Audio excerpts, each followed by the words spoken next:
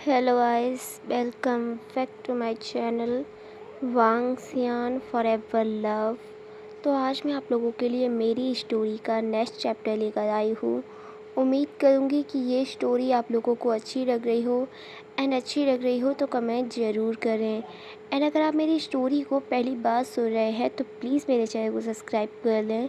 तो अब हम अपनी स्टोरी की तरफ चलते हैं। जैसा कि हमने प्रीवियस वीडियो में देखा था, वांग जी और विंग वहाँ के लिए निकल गए थे जहाँ पर वेंचिंग थी। तो गाइस, मैं स्टोरी कंटिन्यू आगे करूँ इससे पहले मैंने एक चीज़ नोटिस की थी। पुरानी वीडियो जब मैं वापस से उन्हें सुन रही थी यानी स्टोरी रीड कर रही थी, तो मैंने देखा था कि मैं आपको लोगों को बताना भूल गई थी।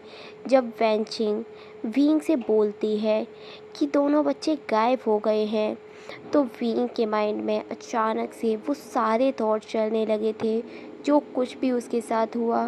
सारी दुनिया को पता है कि उसके पेरेंट्स की डेथ एक कार एक्सीडेंट में हुई थी। विंग जानता है कि उसके पेरेंट्स की वो एक्सीडेंट नहीं मर्डर था, क्योंकि उसने अपने पेरेंट्स के मर्डरर को देखा है।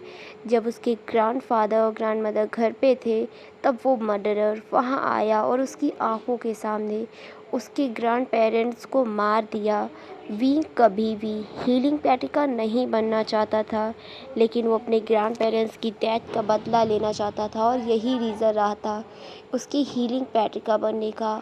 और जब उसने अचानक से ये सुना कि उसके बच्चे गायब हो गए हैं, तो विंग के मन में ये थॉट नहीं आया कि वो बच्चे वहीं आसपास कहीं होंगे। उसके माइंड में ये थॉट आया कि उस पर्सन ने कहीं उसके बच्चों को हार्म ना कर दिया हो, और यही रीज़न था उसका इस तरह डर जाने का। तो अब हम वापस से अपने इस चैप्टर में आते हैं।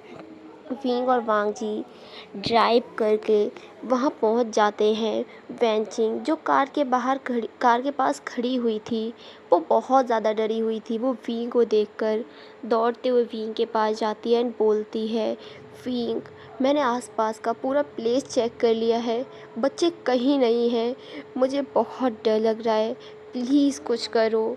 विंग, जिसे बहुत घबराहट हो रही थी, लेकिन वो जानता है वो ऐसी सिचुएशन में टूट नहीं सकता। विंग जो अपना फ़ोन निकालता है और अपने गार्ड्स को वहाँ बुला लेता है। वहाँ पर उसके बहुत सारे गार्ड्स पहुँच गए थे, कम से कम वो 40 एंड 50 होंगे। वांग जी ने भी पुलिस को इन्फॉर्म कर दिया था, पुलिस भी उस जगह पहुँच जाती है। पूरे शहर में चेकिंग शुरू हो चुकी थी, क्योंकि कोरिया ही नहीं, चाइना में भी हीलिंग पैट्रिका और विवुशियान दोनों को जानते हैं, और ये भी जानते हैं कि जब उसे गुस्सा आता है तो क्या हो सकता है। इसीलिए पूरी कंट्री की पुलिस फोर्स बच्चों को ढूंढने में लगी हुई थी। वांग जी के विंग के गार्ड्स भी उसे ढूंढ रहे थे। 2 घंटे सर्च करने के बाद बस उन लोगों को इतना पता चलता है कि एक काली वैन में बच्चों को ले जाया गया है। विंग जो अब श्योर हो चुका था कि ये सारी चीज़ें उसी पर्सन ने की हैं। विंग जो अपना फ़ोन निकालता है और किसी को फ़ोन करता है एंड बोलता है, उस कंपनी को डिस्ट्रॉय कर दो, मैं उसे बर्बाद होते हुए देखना चाहता हूँ। ये कहकर वो फ़ोन रख देता है। उसके गुस्से में उसके फेस पे एक अजीब सा गुस्सा था, एक नफ़रत। वो श्योर था कि अगर उसके बच्चों को कुछ भी हुआ तो वो उस पर्सन को पूरी तरीके से डिस्ट्रॉय कर देगा। फिर अंजाम उसका चाहे कुछ भी हो, उसे जेल ही क्यों ना हो जाए। अब उसके अंदर डर भी नहीं है कि अगर उसे कुछ हो गया तो उसके बच्चों का क्यों कौन ख्याल रखेगा, क्योंकि अब उसके पास वांग जी है। ऐसे ही बच्चों को ढूंढते ढूंढते शाम हो चुकी थी। पूरा पुलिस फोर्स भी थक चुका था बच्चों को ढूंढते हुए। तभी वहाँ पर एक इंस्पेक्टर आता है और विंग के पास आकर बोलता है, मिस्टर विभूषियान, हमने पूरी कंट्री सर्च करवा ली है, हमें बच्चे कहीं नहीं मिले हैं। हमें ऐसा लगता है कि वो लोग देश से बाहर निकल चुके हैं। ये सुनकर विंग जो इंस्पेक्टर का कॉलर पकड़ लेता है और बोलता है, एक बात याद रखना, अगर मेरे बच्चों को कुछ हुआ ना तो तुम्हारी पूरी कंट्री को मैं बर्बाद कर दूंगा। तुम सोच भी नहीं सकते कि मैं कौन हूँ। इंस्पेक्टर जो जानता है विंग ऐसा कर सकता है, लेकिन वो कुछ नहीं कर सकता। तभी विंग का एक गार्ड जो विंग के पास आता है एंड बोलता है, स यहाँ पर ये लोकेशन शो हुई है। हमें लगता है कि बच्चे यहाँ हो सकते हैं। वीन जो किसी से कुछ नहीं बोलता और वहाँ से एक पुलिस की बाइक लेकर वहाँ से निकल जाता है। वांग जी भी उसे फॉलो करता है। वीन जो काफ़ी फास्ट ड्राइव कर रहा था और वो बहुत जल्दी ही उस प्लेस पे पहुँच जाता है। वो वहाँ जाकर देखता है तो उस प्लेस पे बहुत सारे बॉडीगार्ड्स थे जिनके हाथों में हथियार थे। विंग भी अपनी गन निकालता है। अब तक वहाँ पे पुलिस और विंग के गार्ड्स भी पहुँच चुके थे। वहाँ पर काफ़ी ज़्यादा गोलीबाजी होती हैं, लेकिन फाइनली वो सारे गार्ड वहाँ मारे जाते हैं। उनमें से कुछ गार्ड जो घायल हो गए थे उन्हें पुलिस हॉस्पिटल एडमिट करा देती है, क्योंकि उन्हें ज़िंदा जो पकड़ना था। विंग जो भीतर जाकर देखता है तो उसके दोनों बच्चे जो बंधे हुए थे, उनके फेस पे चोट थी जैसे कि उन्हें किसी ने मारा हो। अपने बच्चों की ऐसी सिचुएशन देखकर विंग जो पूरा डिसाइड कर लेता है कि वो उसे बिल्कुल भी नहीं छोड़ेगा। एंड उसके बाद विंग जो अपने बच्चों को छुड़ाता है और उन्हें हक कर लेता है। वांग जी भी अपने बच्चों को जाकर हक कर लेता है। बच्चे जो थोड़े डरे हुए थे, लेकिन अपने पेरेंट्स को देखकर वो बहुत ज़्यादा हैप्पी हो गए थे और उनका डर भी ख़त्म हो चुका था।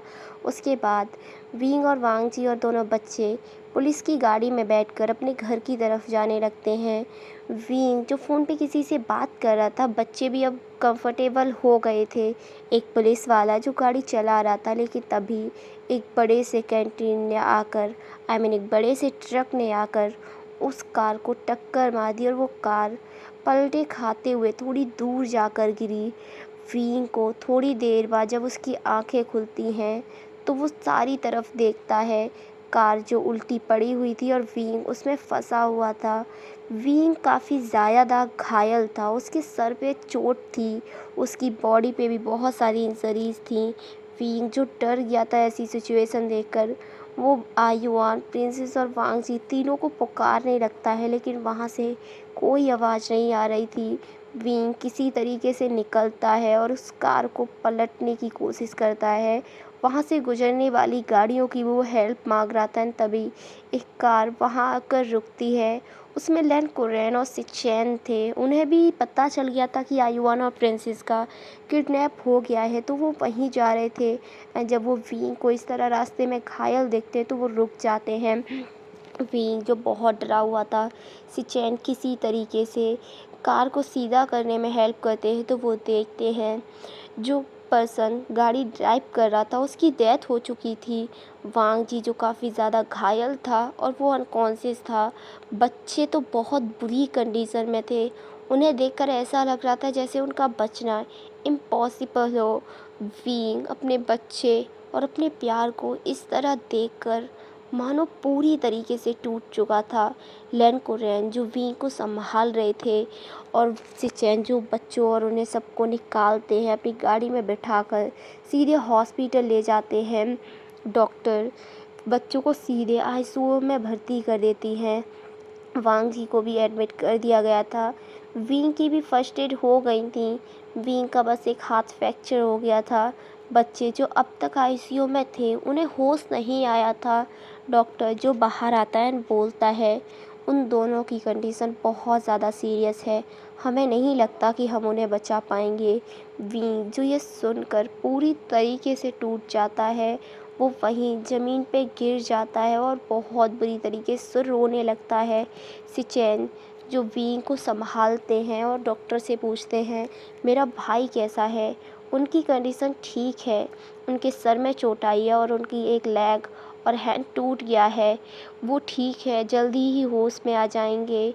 विंग जो उठता है एंड बोलता है आज मैं उसे मार दूंगा, मैं उसे इस वर्ल्ड से फ्री कर दूंगा। एंड ये कहकर वो हॉस्पिटल से निकल जाता है।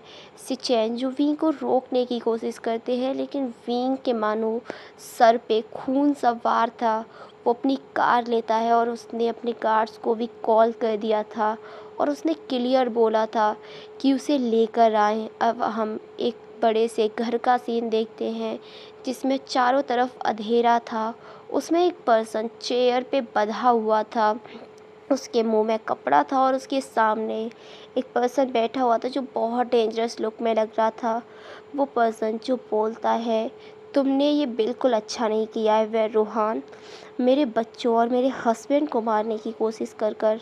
हाँ, वह रोहान जो बोलता है, ओह तुम हो ये, मुझे जाने दो, जानते हो ना तुम मैं कौन हूँ। शायद तुम नहीं जानते वह रोहान मैं कौन हूँ। यार ये कहकर वीन जो वह रोहान के एक स्लैप करता है, जिसकी वजह से वह रोहान जो अपने होश में आ चुका था, उसे समझ आ गया था कि अब उसकी लाइफ का एंडिंग टाइम आ चुका है। वीन जो अपने गार्ड से बोलता है सामान लेकर आओ, एंड उसके गार्ड जो बहुत सारा डेंजर सामान लेते आते हैं। वी उनमें से एक ब्लेड उठाता है और वह रोहान की बॉडी पे कट्टेस लगाना शुरू कर देता है, जिसकी वजह से उस सुनसान घर में पूरे में वह रोहान की चीखें गूंजने लगती हैं। और वह रोहान को इस तरह देखकर बीइंग को एक सेटिस्फाइड लुक फील होता है। वो कहता है, आज मैं तुमसे तुम्हारी हर की हुई गलती की सज़ा दूंगा। मेरे पेरेंट्स की डेथ के, मेरे ग्रैंड पेरेंट्स और मेरे हस्बैंड, मेरे बच्चों सबकी सज़ा मिलेगी। वह रूहान तुम है, तुम्हारे बच्चों को भी सज़ा मिलेगी इसकी। वह रूहान जो चिल्लाते हुए बोलता है, नहीं तुम मेरे बच्चों को कुछ भी नहीं करोगे। तुम्हें मुझे सज़ा देनी है ना तो दो मुझे, पर मेरे बच्चों को सज़ा मत देना। वह रूहान तुमने भी मेरे परिवार को सज़ा दी। मेरे पेरेंट्स ने क्या बिगाड़ा था तुम्हारा? ट्रस्ट किया था ना उन्होंने तुम पे, फ्रेंड थे ना तुम उनके। तुमने क्या किया? उन्हें मरवा दिया, मुझे बचपन में ही अनाथ कर दिया, और आज मेरे बच्चों को मारना चाहते थे। मैं तुम्हें इतनी जल्दी सज़ा नहीं देने वाला था, लेकिन तुम्हारे कर्मों ने मुझे मजबूर कर दिया। ये कहकर वी जो उसने कटेस लगाए थे उनमें अपनी फिंगर से गढ़ाने लगता है, जिसकी वजह से उसे बहुत पेन होता है। एंड तभी वीन का फ़ोन रिंग करता है। दूसरी तरफ से डॉक्टर बोलते हैं, मिस्टर विभूषियान आप कहाँ हैं? आपके बच्चों को होश आ गया है। एंड ये सुनकर वीन जो बहुत हैप्पी हो गया था, एंड उसके बाद वो वह रोहान को वहीं छोड़ता है, अपने गार्ड्स को बोलता है, इसे मरने भी मत देना और इसे चैन से रहने भी मत देना, और जल्दी ही इसके बच्चों को भी यहाँ लेकर आओ। और ये कहकर वो वहाँ से निकल जाता है। उसने अपने क्लोथ भी चेंज नहीं किए थे जिन पे ब्लड लगा हुआ था, और वो सीधे ही हॉस्पिटल पहुँच गया था। और वो बच्चों के रूम में जाकर देखता है तो वांग जी जो अपने बच्चों के पास बैठे हुए था, और वो वांग जी और अपने बच्चों को इस तरह देखकर उसे एक रिलीफ मिलता है। बच्चे जो होश में तो आ गए थे, लेकिन अभी भी वो डेंजरस में थे, अभी भी उन पूरी तरीके से ठीक नहीं हुए थे। डॉक्टर जो विंग से आकर बोलता है, बच्चे होश में आ गए हैं, लेकिन आपको उनका बहुत अच्छे से ख्याल रखना होगा। कोशिश करनी होगी कि उन्हें किसी भी चीज़ से प्रॉब्लम ना हो। उनके सर में काफ़ी ज़्यादा इंजरीज आई हैं। अगर उन्हें किसी चीज़ से प्रॉब्लम हुई या उन्होंने गुस्सा किया तो उनके घाव बढ़ सकते हैं। विंग जो बोलता है, मैं कुछ भी नहीं होने दूंगा अपने बच्चों को, और वो उन्हें जाकर गले लगा लेता है, और वो वांग जी को भी हक करता है। वांग जी जिसकी नज़र विंग के क्लोथ पे जाती है तो वो पूरी तरीके से ब्लड में कवर थे। वांग जी जिसे नहीं समझ आया कि विंग के कपड़ों के ऊपर ब्लड कहाँ से आया। वो समझता है कि एक्सीडेंट की वजह से ये ब्लड लगा होगा। ऐसे ही टाइम बीतता है। विंग जो अपने हस्बैंड और अपने बच्चों का काफ़ी अच्छे से ख्याल रखता है। 2 वीक के बाद उन लोगों को डिस्चार्ज मिल गया था। वो लोग घर पहुंचते हैं तो वांग जी टीवी पे न्यूज़ देख रहा था। वहाँ पर उसके अंकल और ब्रदर भी थे। वहाँ पर न्यूज़ आ रही थी कि वह रोहान पूरी तरीके से डिस्ट्रॉय हो चुका है। वो काफ़ी ज़्यादा इलीगल वर्क करता था जो सामने आ गए हैं, एंड जिसकी वजह से वो देश से फ़रार हो गया है। उसके बच्चे भी फ़रार हैं और उसका पूरा बिजनेस जब्त कर लिया गया है। वीन जो ये सारी न्यूज़ देख रहा था और अपना वर्क कर रहा था, तभी लैन कुरैन जो बोलते हैं, बुरे कर्मों की सज़ा बुरी ही मिलती है सिचेन। हाँ अंकल, उसने हमसे हमारा बिजनेस छीना और आज भगवान ने उससे उसका बिजनेस छीन लिया। हाँ, यहाँ पर हमें एक चीज़ पता चलती है कि वह रोहान ने विंग के पेरेंट्स ही नहीं, वांग जी के पेरेंट्स को भी मारा था और उसका बिजनेस छीन लिया था, जिसकी वजह से वांग जी के अंकल हमेशा इतने ज़्यादा चिंतित रहा करते थे और इतने ज़्यादा बच्चों के लिए स्ट्रिक्ट थे, क्योंकि वो नहीं चाहते थे उनके बच्चों पर भी डेंजर आए। लेकिन आज वो बहुत ज़्यादा खुश थे कि वह रोहान को उसके कर्मों की सज़ा मिली। एंड दूसरी तरफ हम एक डार्क रूम में देखते हैं, वहाँ पर 3 लोग बंधे हुए थे, वह रोहान और उसके दोनों बेटे। उनकी कंडीशन बहुत ख़राब थी और उनके पास बहुत सारा ब्लड पड़ा हुआ था। और अब हम विंग के घर का सीन देखते हैं। विंग जो सबके लिए डिनर लगा देता है टेबल पे और सबसे बोलता है, चलिए सबके लिए डिनर रेडी हो चुका है, चलो हम साथ में बैठकर डिनर करते हैं। वो लोग साथ में बैठकर डिनर करते हैं। विंग और वांग जी जो टेबल के नीचे से एक दूसरे का हैंड पकड़े हुए थे, तभी लैन कोरियन जो बोलते हैं, क्या तुम दोनों एक दूसरे को लाइक करते हो? लैन कोरियन की इस तरह सडन पूछने से वो दोनों स्ट्रिक्ट रह गए थे। विंग जो उठते हुए बोलता है, अंकल आप किस बारे में बात कर रहे हैं? मुझे इस बारे में नहीं पता। बेबूशियान अपनी जगह पर बैठो। मेरे वाल यूं ही सफ़ेद नहीं हो गए हैं। तुम वांग जी से बड़े हो और तुम्हें शर्म नहीं आती झूठ बोलते हुए? मैं तुम्हारा अंकल हूँ और जानता हूँ तुम दोनों डेट कर रहे हो। कोई भी तुम्हें देखकर बता देगा। बच्चे भी बहुत हैप्पी हो गए थे कि उनके पसंदीदा अंकल उनके फादर बनने वाले हैं और विंग ने भी उन्हें बता दिया था कि वांग जी उनका फादर है। विंग जो बोलता है, ठीक है अंकल, हम दोनों डेट कर रहे हैं, लेकिन अंकल आप जानते हैं ना, मैं वांग जी से 10 साल बड़ा हूँ और हमारी एज में इतना ज़्यादा डिफरेंट है। मुझे नहीं लगा था कि आप हमें इस तरह एक्सेप्ट करेंगे। विवुशियान, मैं अपने नेफ्यू की खुशी चाहता हूँ और वो तुम्हारे साथ खुश है, तो मुझे इस रिश्ते से कोई परेशानी नहीं है। और सिचेन, तुम भी सुनो मेरी बात। तुम अपनी उस गर्लफ्रेंड को यहाँ ले बॉयफ्रेंड को यहाँ लेकर आओ।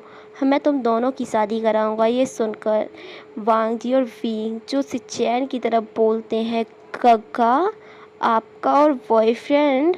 लैन कोरेन जो कहते हैं, हाँ वांग जी, तुम्हारा भाई है तो सीक्रेट तो रखेगा ना। एंड वो लोग हंसने लगते हैं। लैन कोरेन जो अपनी चेयर से खड़े होते हैं बोलते हैं, हंसने का टाइम नहीं है, मैं सीरियस वे में बोल रहा हूँ। कल चारों मुझे यहाँ मिलो और मैं तुम चारों की वेडिंग डेट फिक्स करूँगा और फिर तुम अपनी शादी कर कर अपने घर में शिफ्ट हो जाओ। मैं और ज़्यादा तुम चारों को नहीं टॉलरेट कर सकता।